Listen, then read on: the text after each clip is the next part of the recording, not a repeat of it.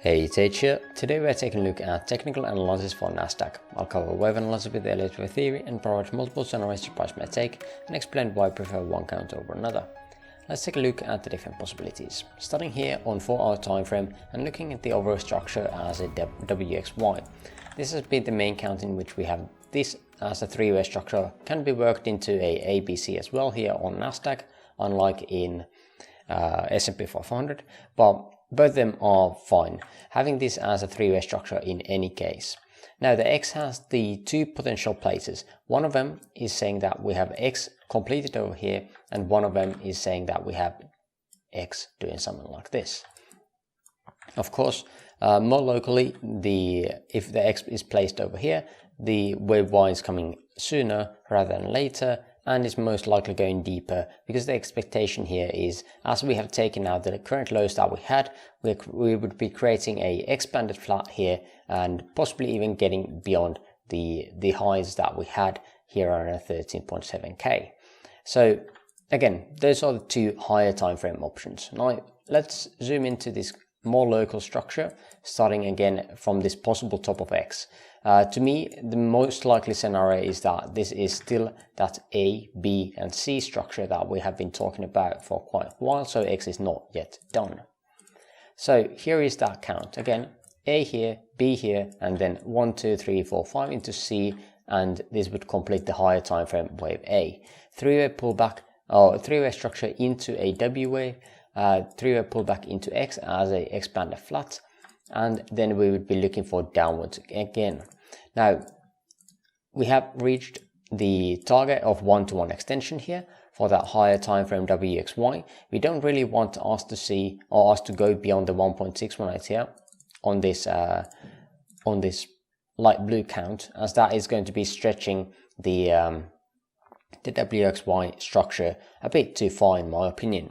If we do, then we need to be starting to look into the possibilities where we have this whole structure as a impulse wave structure coming down as a 1-2. Now it is not that good looking here on Nasdaq as it was on S&P 500, and even there we would have to say that we have very weird looking wave structures in here, saying that we had a possible wave 1, 2, and then this would be, I don't even know. You get the point. It is not very clear looking of a structure, so maybe this is just the way 1, 2, then 1, 2, 3, 4, 5, 3, 4, 5, and you see the points why this does not really make too much sense, scale wise at least. Now again, since the X was put in place in any way, let's take a look at the structure is coming down for that wave Y. Where do I have it? I don't have it here. It's up in here. There we go.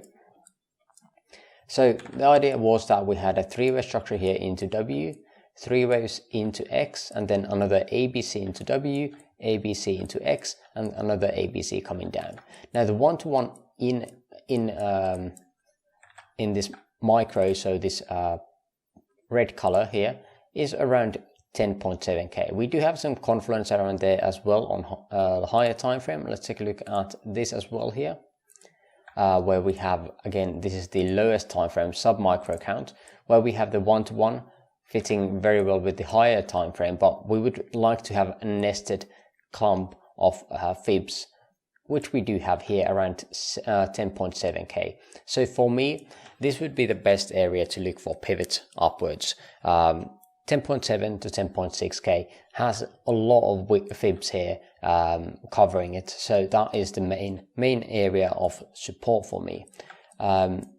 If we are looking at some non-Elliott Wave stuff, we have a daily and a weekly right below that, 10.5k, but nothing really at these fib levels. We'll see if that is going to be holding us or not. Let's actually zoom in a bit, probably onto the daily, and see if we have some kind of volume supporting that area as well, and use it like this. 10.6k has a spike here, and that is basically these lows here. So there is most likely going to be liquidity below these lows and these lows, so it is very much of a possibility that we want to be taking out these both of these lows as in price, and only then have the possibility of going up with that liquidity, and get all the bulls going on here once they realize that, okay, we have a possible trend change, even though this is just a pattern that is faking everybody out, especially if we are going to be breaking these highs here and creating an expander flat. Then it's going to be trouble for all the breakout traders who say that, okay, this is very significant level, and they are just going to go long here, which gives again more liquidity for more market makers to push the price down again in three-way fashion and taking out even lower prices. And at that point again, I would be seeing that we could be pivoting again higher on a higher time frame, creating this three-way structure filled, and then we would be heading our way upwards.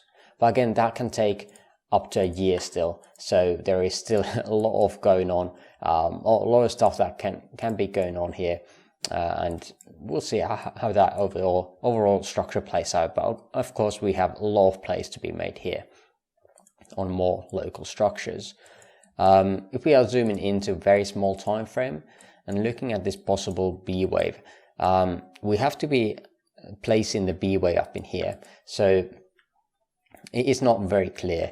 I feel like we have to say that we had a three-way structure like that, three ways in here, and even create this as that last leg here, as that three-way structure into that B, and then we would be expecting a C wave down here. Of course, if we are looking at this first leg for this wave A as well, it is not very clear what kind of structure this is and how we're going to be placing this. We have the lowest RSI already up in here, so this just in plain RSI terms would be the third of third, so we would have this as a 1, 2, 3, 4 and extended fifth. I mean, I guess that could be the case, but we are currently still making lower lows on RSI here on that C wave, which makes me think that, okay, we are still within that third of third, possibly made it here at these lows, small pullback, create that fifth or third, and then fourth and fifth, and then we would be done here, create 1, 2, 3, 4 and 5. But of course we want it to go a bit lower, as we have more targets down here. But we'll see how that turns out, and I feel like next week is going to be very crucial to see what kind of structure we are going to be getting. If again the 1.618 around 10.2k is reached, then we are definitely going into exploring more of the options where this might be an impulse wave coming down. But until then, I'm still sticking with this WX1 count. For now, I thank you for watching and hope you have an amazing rest of the day. See you in the next video. Bye bye.